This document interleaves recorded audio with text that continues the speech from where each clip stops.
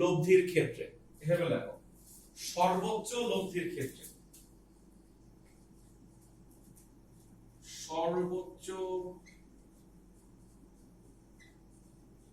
লব্ধির ক্ষেত্রে, এভাবে লেখো।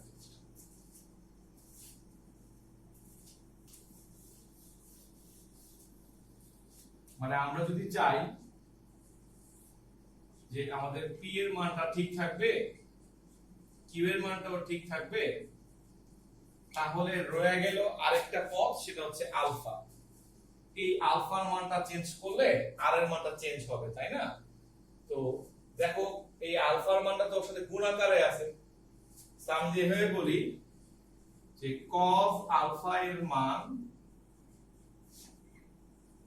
সর্বোচ্চ হলে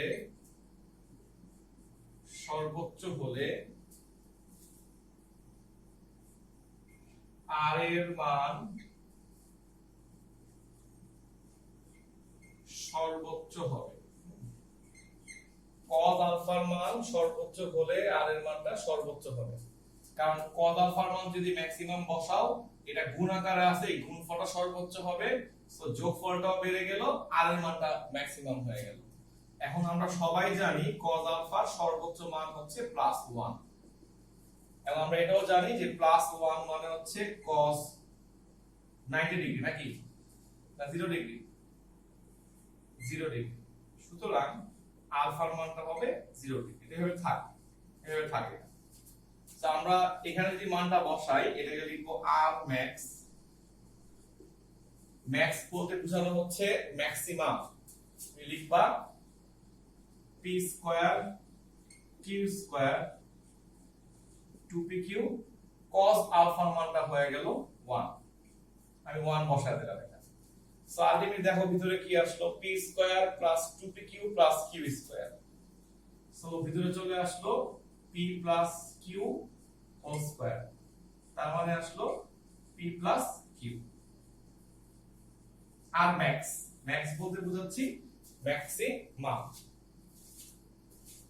সো আজকে থেকে আমার জন্য শর্ত হয়ে গেল যে আমি যদি কখনো আর ম্যাক্স এর মান চাই, তাহলে আর ম্যাক্স মানে হচ্ছে p প্লাস q। অর্থাৎ তুমি নোট করে রাখবা আর max equals to p plus q, এবং এটাও নোট করে রাখবা যে আর ম্যাক্সটা কখন হয়, যখন cos আলফার মানটা 1 হয়। আরেকটু ক্লিয়ার করে শিখে রাখো যে cos আলফার মান 1 বলতে আমরা কি বোঝাচ্ছি, যেখানে দুইটা ভেক্টরের মাঝখানের কোণটা হবে 0 ডিগ্রি। অর্থাৎ এই কথাটা একটু ক্লিয়ার হওয়া দরকার যে দুইটা ভেক্টরের মাঝখানের কোণ 0 ডিগ্রি বলতে আমরা আসলে কি বোঝাচ্ছি। দেখো জিনিসটা,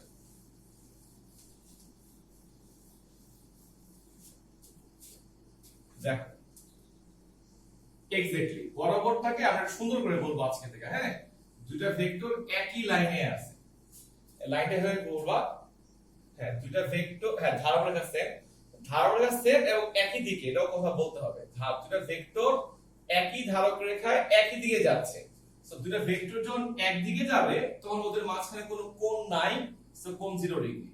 এটা হচ্ছে শর্ত নাম্বার 1, নোট করে রাখো। এবং শর্ত নাম্বার 2, দুইটা ভেক্টর সমান্তরালে একই দিকে যাচ্ছে। অনেকে এটা কনফিউজড হয়ে যাও যে দুইটা ভেক্টর যখন একই ধারক রেখায় একই দিকে যাচ্ছে তখন যেমন অ্যাঙ্গেল 0 ডিগ্রি, দুটো ভেক্টর যদি ভিন্ন ধারক রেখায় হয় কিন্তু সমান্তরাল থাকে, নট অনলি সমান্তরাল একই দিকে যায়। এখন যদি কেউ জিজ্ঞেস করে এই দুই ভেক্টরের মাঝখানের কোণ কত, তুমি বলবা 0 ডিগ্রি কোণ। অর্থাৎ এই ভেক্টরটা এবং এই ভেক্টরটার মাঝখানে কোনো কোণ তৈরি হয় নাই, কোণ তৈরি হবেও না কখনো। সো এটাকে আমরা মিন করব 0 ডিগ্রি। সো আমরা নোট করব চারটা লাইন। একটা হচ্ছে r max মানে p plus q কখন হয়, যখন cos আলফার মান 1 হয়, অর্থাৎ আলফা 0 ডিগ্রি হয়। আলফা 0 ডিগ্রি হওয়ার ব্যাখ্যাটা কি? 3 নাম্বার, দুটো ভেক্টর একই ধারক রেখায় একই দিকে কাজ করতেছে, 1 নাম্বার। এবং 4 নম্বর পয়েন্টটা হচ্ছে দুটো ভেক্টর ভিন্ন ধারক রেখায় আছে কিন্তু সমান্তরালে যাচ্ছে, নট অনলি সমান্তরালে একই দিকে যাচ্ছে। এই চারটা পয়েন্ট হলো তুমি এখানে শিখে রাখতেছো আর কি। কেমন? লিখে ফেলো সবাই জিনিসটা।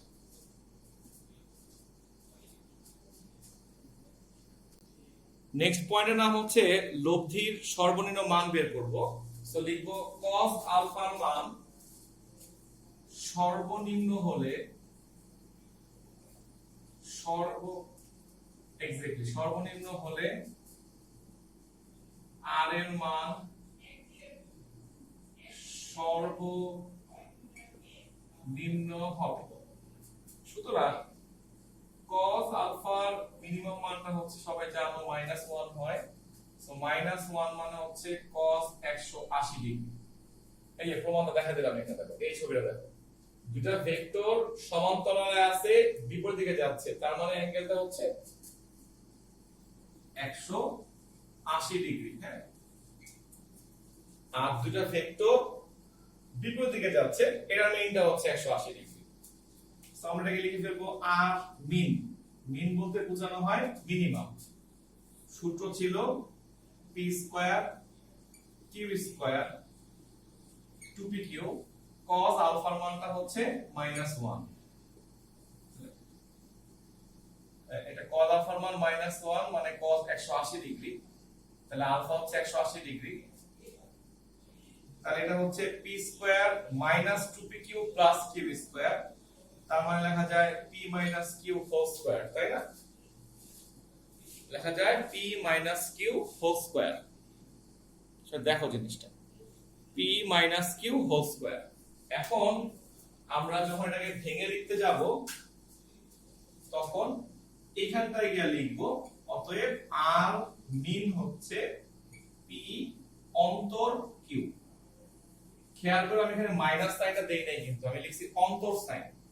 ইংলিশে বলা হয় ডিফারেন্স, আর বাংলায় বলা হয় অন্তর চিহ্ন। অন্তর চিহ্নের ব্যাখ্যা হচ্ছে বড় থেকে ছোট বিয়োগ। হ্যাঁ, ধরো আমরা যখন ম্যাথ করতে বসবো তখন তো p আর q এর মান জানবো আমরা। যদি দেখো যে p এর মানটা q এর চেয়ে বড়, তখন তুমি লিখবা r মিন সমান সমান p q। আর তুমি দেখো অঙ্কে দেখো না, p এর মানটা ছোট, q এর মানটা বড়, তখন তুমি r মিন লিখবা q p।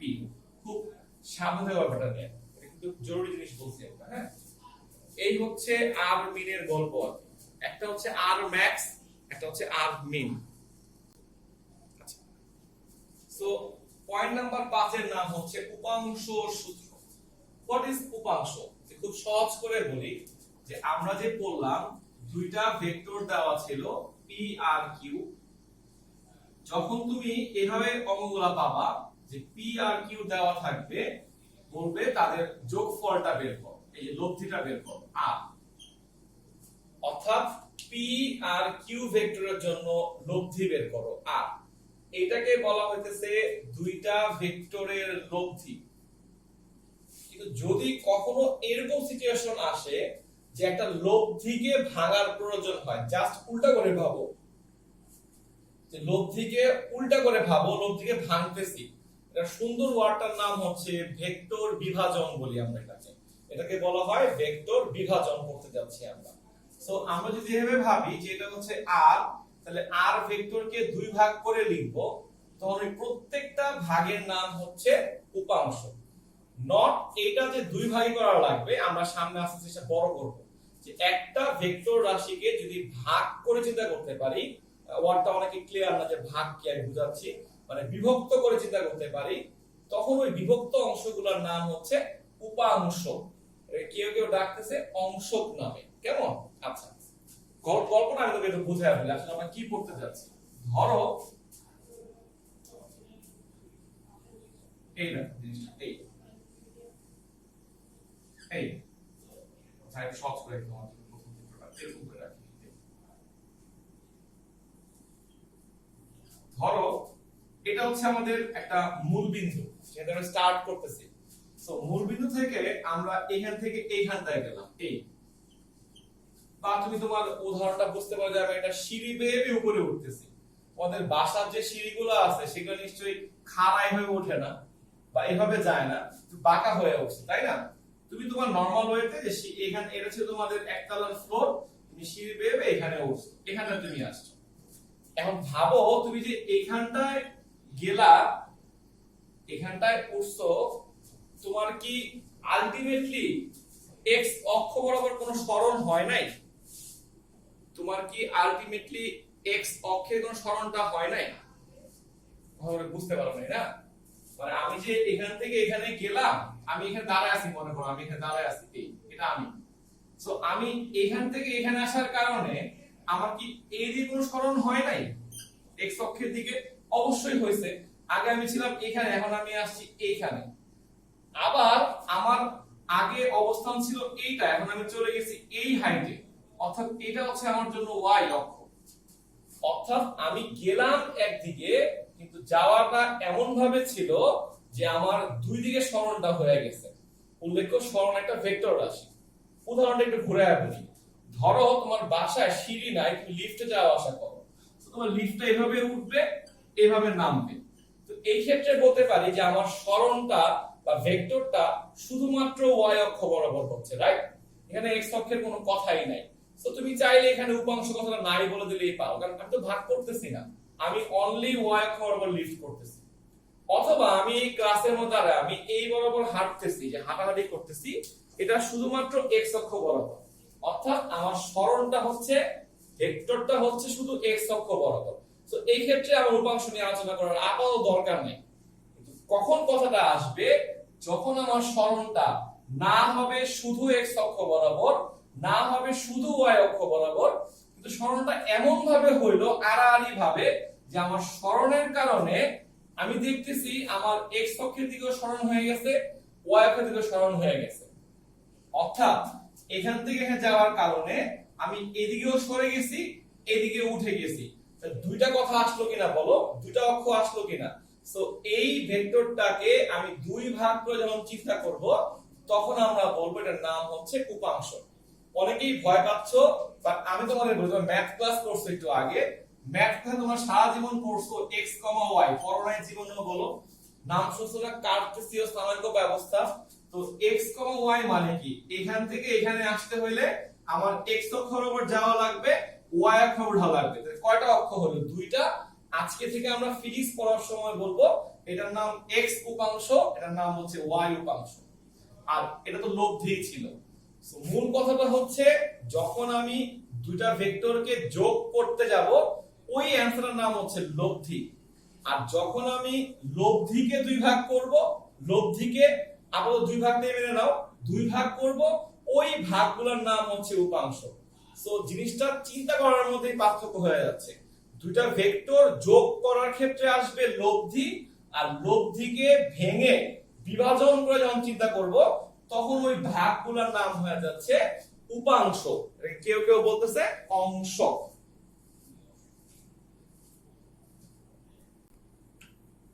উপাংশের সংজ্ঞাটা হচ্ছে যে একটা ভেক্টর রাশিকে একাধিক অংশে বিভক্ত করা হলে ওই প্রত্যেকটা অংশকে ভেক্টরটির উপাংশ বলে। প্রত্যেকটা অংশকে ভেক্টরটির উপাংশ বলে। That's it. আচ্ছা, এখন আমি আসলে তোমাকে যেটা শেয়ার চাচ্ছিলাম সেটা আরেকটু কঠিন কথা। আমরা প্রথম দিন এবং আজকে একটা অংশ নিয়ে যে কাজটা করলাম, আমরা আর আর থিটা বের করা শিখছিলাম। তুমি একটু এভাবে মাথায় সেট করো যে যেই জায়গাগুলোতে আমরা আর এবং থিটা বের করা শিখছিলাম, ওই জায়গাগুলোতে পরীক্ষায় পি দেওয়া থাকবে, কিউ দেওয়া থাকবে, আলফা দেওয়া থাকবে। এই তিনটা মান দেওয়া থাকলে ওরা আমাকে বলবে আর এবং থিটা বের করো। আর আজকে যেটা শিখতে যাচ্ছি উপাংশ দিয়ে, এটা উল্টা করে ভাবো। আমাকে পরীক্ষায় আর দিয়ে দিবে আর থিটা দিয়ে দিবে, বলবে পি আর কিউ বের করো। তো সেই ম্যাথগুলো করব আমরা উপাংশ দিয়ে। তাহলে এখনকার যে ম্যাথটা আমরা করতে যাচ্ছি, এটা দেখো, এটা হচ্ছে আর, এটা হচ্ছে থিটা, তুই জানো এটাকে বলা হয় পি, এটাকে বলা হয় কিউ। নাম দিলাম ও, এ, বি, সি। তো তুমি একটা জিনিস খেয়াল করছো? হ্যাঁ বলো।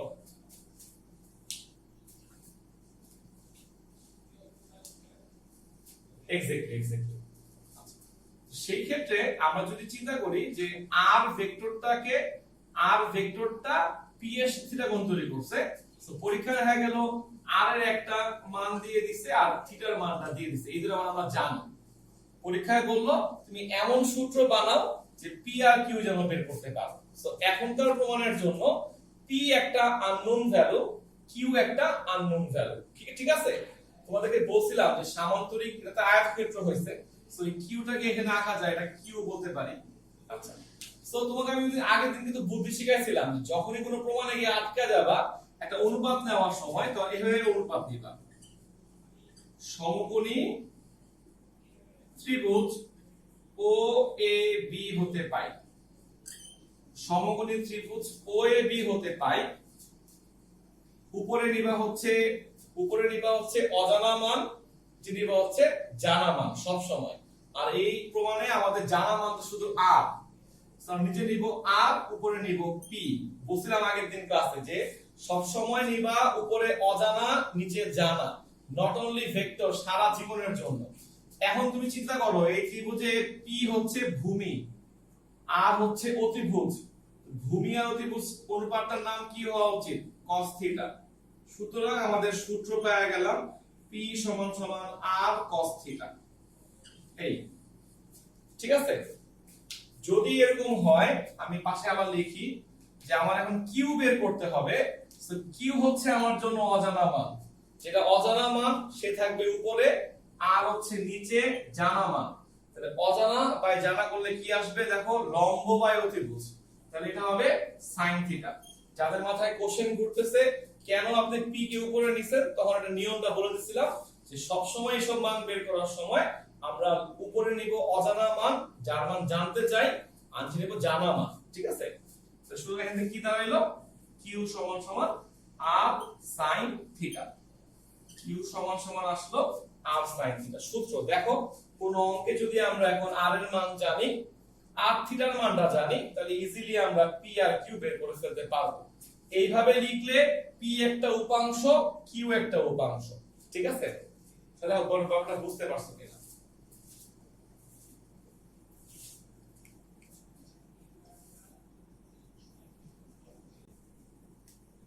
আচ্ছা, এখন কেউ যদি আমাকে প্রশ্ন করো যে ভাই পরীক্ষায় এই অ্যাঙ্গেলটা এখানে দিল না, এখানে না দিয়ে ওরা করলো কি, অ্যাঙ্গেলটা দিল এইখানটায় থিটা, ওকে, দিতেই পারে পরীক্ষায় ওনার যেটা ইচ্ছা।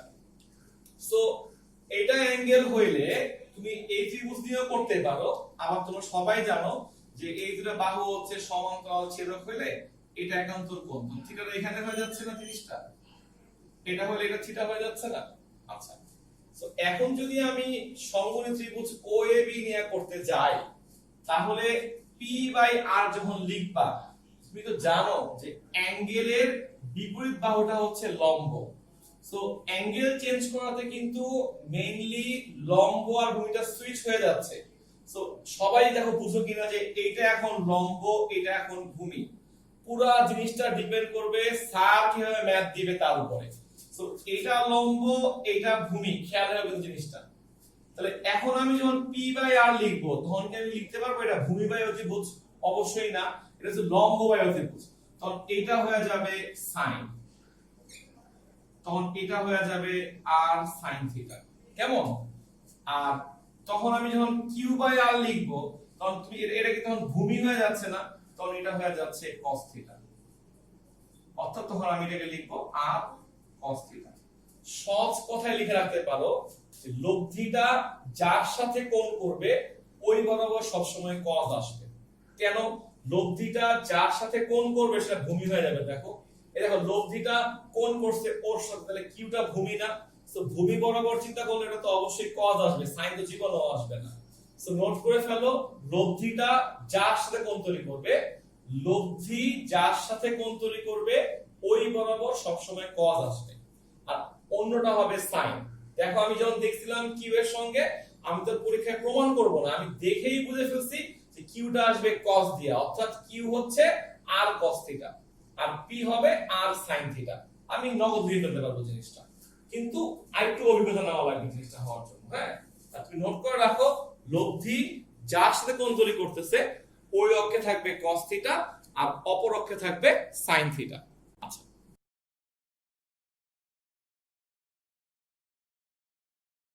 কোন বস্তু ঠেলা অপেক্ষা টানা সহজ কিনা আমরা আলোচনা করতে চাচ্ছি। হ্যাঁ, মানে ঠেলবো না টানবো। সো এভাবে ভাবতে পারো, এটা আসলে পরীক্ষায় আসে লন রোলার দিয়ে, বুঝছো? অনেকে চিনো কিনা যে ক্রিকেট খেলায় পিচকে এখন তো মেশিন দিয়ে করে, এক ধরনের হাত টানা মেশিন ছিল, লন রোলার বলা হয় এটা দিয়ে। লন রোলার পরীক্ষায় কোশ্চেন এভাবে আসবে, লন রোলার ঠেলা অপেক্ষা টানা সহজ, প্রমাণ করো।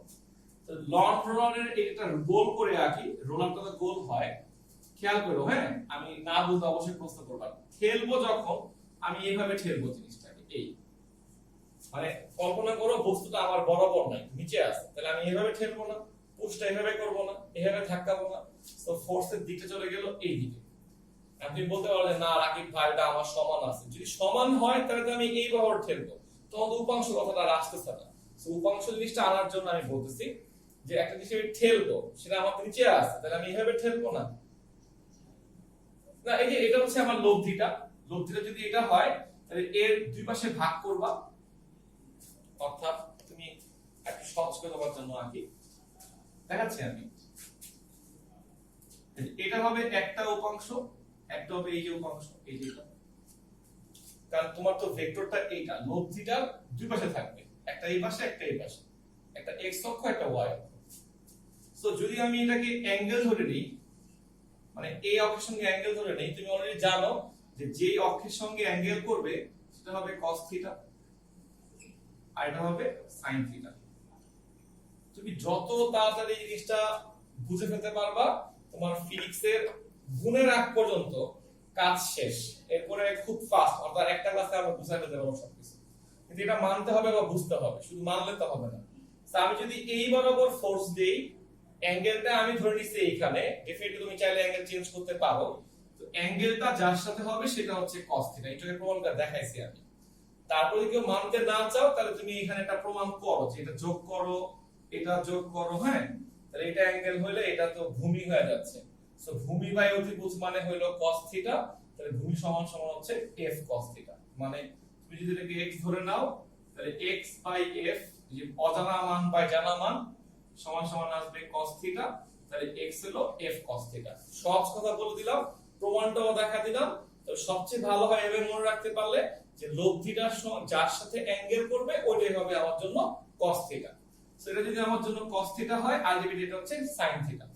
আচ্ছা, আশা করি মানছো সবাই। হ্যাঁ, এখন আমার সাথে আলোচনায় আসো, এই যে লন রোলার মানে বস্তুটা, ওর একটা ওজন আছে না, ওজন একটা ফোর্স না? আমরা সবাই জানি ওজন কোন দিকে কাজ করে, ভূমির সঙ্গে কোন দিকে, নিচের দিকে কাজ করে, পৃথিবীর দিকে কাজ করে। সো W কাজ করতেছে এই দিকে, F sin থিটা কাজ করতেছে এই দিকে। তাহলে মিলাও, আজকে যে বললাম দুটো ভেক্টর একই দিকে কাজ করতেছে না? দুটো ভেক্টর যদি একদিকে কাজ লব্ধি না? সো আমি যখন লিখবো মোট বল, সেটা কি হবে বলো? W plus F sin theta. এখন কেউ যদি প্রশ্ন করো কেন আপনি যোগ লিখছেন, একটু আগে শিখে আসছি, দুটো ভেক্টর যদি একদিকে কাজ করে লব্ধি বের করার নিয়ম হচ্ছে এইটা প্লাস এইটা, যোগ হয়ে গেল। দেখো সবাই জিনিসটা বুঝছো কিনা? হ্যাঁ, বুঝলে আমি আরেকটু আগে দেখো এদিকে যাই, এখানে যাওয়ার পর দেখো আমি যদি ছবিটা এভাবে আঁকি যে এটা হচ্ছে রোলারটা, এখন আমি বস্তুকে টানবো, কেমন এদিকে টানবো। দেখো কল্পনা করো আমার পিছনে একটা বড় একটা লাগেজ আছে, লাগেজ একটা হ্যান্ডেল আছে, আমি টেনে এভাবে নিয়ে যাবো, লাগেজ এভাবে এভাবে টানে যাচ্ছি না, লাগেজ তো আমার বরাবর নয়, লাগেজ তো আমার নিচে, আমি টানছি এইভাবে, সেই এই টানটা এদিক কাজ করতেছে। যখন টানটা এদিক কাজ করবে তখন আমার চিন্তা করো এটা একটা উপাংশ হবে আর এটা একটা উপাংশ হবে, বুঝছি না? লব্ধিটা মাঝখানে রেখে দুটো অক্ষ এঁকে ফেলবা। সো অ্যাঙ্গেলটা যদি আমি এর সঙ্গে ধরি তাহলে আশা করি এখন আরেকটু ক্লিয়ার হবে, এটা হচ্ছে f cos থিটা, এটা হচ্ছে f sin থিটা। সো ঠেললে উপাংশগুলা দুইটা এদিকে যায়, নিচে একটা এই পাশে, টানলে একটা এদিকে একটা উপরে যায়। আর এটার W কোন দিকে কাজ করছে বলো? সবসময় যে কাজ করবে। এখন দেখো তো W আর এটা কি একদিকে না বিপরীত দিকে? যদি বিপরীত দিকে হয় তাহলে এখানে মোট বল কত হবে? W minus F sin theta. অর্থাৎ যদি এটা মেনে নিতে পারো বুঝতে পারো তাহলে ভাবো যে কোনো বস্তু ঠেললে ওজনের সঙ্গে তোমার বলের একটা অংশ যোগ হয়, যোগ হইলে ওজন বাড়লো না কমলো? অবশ্যই বাড়লো। আর টানলে তোমার ওজন থেকে ওই ওজনটা বলটা বাদ যাবে, বিয়োগ হচ্ছে, সো এখানে ওজনটা হ্রাস পাচ্ছে, এখানে ওজনটা বৃদ্ধি পায়, এখানে ওজনটা হ্রাস পায়। সো আজকের পর থেকে ডিসিশন হচ্ছে যে কোনো বস্তু ঠেলা অপেক্ষা টানা সহজ।